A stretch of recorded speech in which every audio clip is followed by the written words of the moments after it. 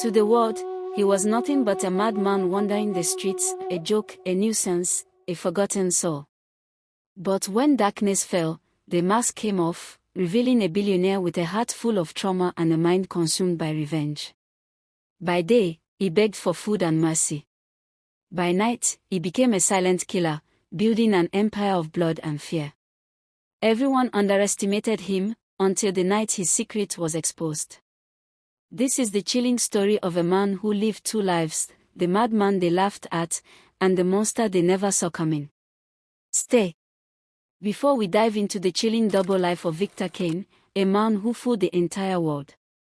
Make sure to subscribe so you never miss another dark and twisted tale like this. Hit that like button to support the channel and share this video with someone who loves mystery and suspense. Now, let's uncover the haunting secret of a man everyone thought was insane, but was far more dangerous than they ever imagined. Help me, please! Someone help! Victor Kane was a child raised in a polygamous family. He never knew his mom, not even for once. He was told that her mother died 4 years ago after she was born. Her stepmother never treated her well.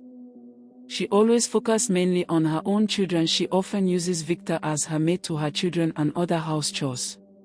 Victor's father never said anything nor cared about his son. Victor was always experiencing hatred, pains, agony, and isolation from his loved ones. He was never treated as a child born by a woman. He always felt depressed. He later joined cults in his society in order to defend himself from being bullied from his stepmom. But all this never make a move to the attitude he kept getting from his family. He complained to his family members and kindred, but nobody gave him a listening ear to what he's passing through at home. Sadly, at the age of 16, Victor Kane left for city in Lagos State. He started his life as a bus conductor. By day he would do conductor for many taxi drivers. By night he would do barrow pushing, and he usually sleeps under the bridge. He would use the money he gets to eat and keep looking for better job to do in Lagos. Several months later he saved up enough money. He started hustling, selling gala, meat pie and drinks on traffic. People do bought from him. Well, he do make good returns every day. Being someone who has been in that hood hustling for years, people trusted him so much that they do give him full goods on credit. When he's done selling, he will make account to them at evening and collect his own commission. One evening time, Victor Kane went to one of the vendor shop who used to give him goods on credit. He went to make an account of how he makes sales, only to be surrendered by armed men. It happened to be that his vendor was under robbing that evening. They all robbed both the vendor and Vic. When they left Victor Kane, the gala guy and the vendor wakes up. Nobody was armed. Instead of the vendor to thank God that he wasn't killed, he forced an allegation to Victor saying he was the one behind this whole act. He shouted for people to come beat him up. He forced him to pay him back his money and that of the whole one the armed robber stole. He tried to make a statement, but nobody gave him a listening ear. They beat him up mercilessly. The next day his news was out in the hood of Lagos. Being someone who's popular in hood, people were able to recognize him when be told the story. Some people believed, some didn't. They lured him to make some work just to pay back the money. Each day after work he would be locked up in a room without food or water. He keeps working for them in a hard way just to pay back. Soon after the armed robbers heard the news, they came for Victor Kane, where was being tied up in a room. They rescued him and took him away.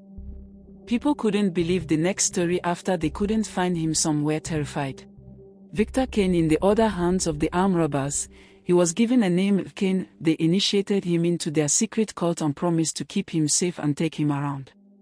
All this incident that happened shaped Victor to the beast he is currently. As life goes on, Kane now lives large, but under his riches he had a secret business he's into. They do kidnap people and extort money from them and their loved ones. Later they will release them. But things don't go well with them. Sometimes after those deadly operations, some may be caught by the police, some might die mysterious way.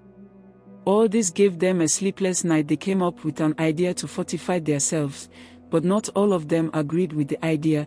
It leads to division, and that's where the group split to two ways. Kane took the opportunity and left the cult and went back to under the bridge where he once slept, the time he came early to Lagos. He camped there for days. He fortified himself and came up with an idea of 2 ways that leads to one goal. He started a business nobody ever craved for.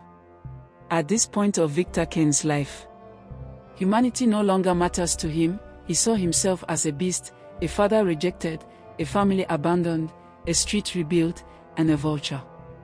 He swore with his life to revenge to each and every one of them that put him through this hard life. He started with the vendor who once accused him of stealing and associating with armed robbers. He disguised as a madman by day. He will mark people's day-to-day activities and how they carry out their movement.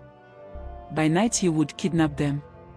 One night around 10 p.m. he engulfed his vendor when he was walking down a lonely pathway. He sprayed a white powder on him and took him to his chamber under the bridges. He demanded for huge sum of money from his loved ones, but he didn't free the man. Instead he butchered the man and threw away his body at the river. He did the same to rest of them who were in support of his beating and hard labor. Somehow, however, he got a connection with some ritualists. This time around he no longer threw their corpse in the river. He now kills and butchered them in pieces and packaged their body in bags. Each time people do pass the head bridge, they do perceive bad odor coming from the edge of the bridge, but no one seems to know what's inside. They keep thinking it may be that. Every night flashy exotic cars do stop by at the head bridge and went down to buy corpse body from Kane. Nobody knows about this. He did this for years and keep their skulls there. Some people he do kill are by his other work, whereby he kills people who come to meet him at his shrine for help. But in life nothing is secret under the sunshine. Every day is for the thief, but one day is for the owner. One early morning, a man who was going for an evangelism was passing by. Singing as he goes by, he heard a voice shouting for help from the beneath of the bridge. He keeps come to know if he would hear it again, and boom, the sound came again shouting for help. The man turned back immediately. He went to the spot the sound was coming from. He kept on moving in curiosity to know what's all about. He went into a pit under the bridge. Guess what he saw?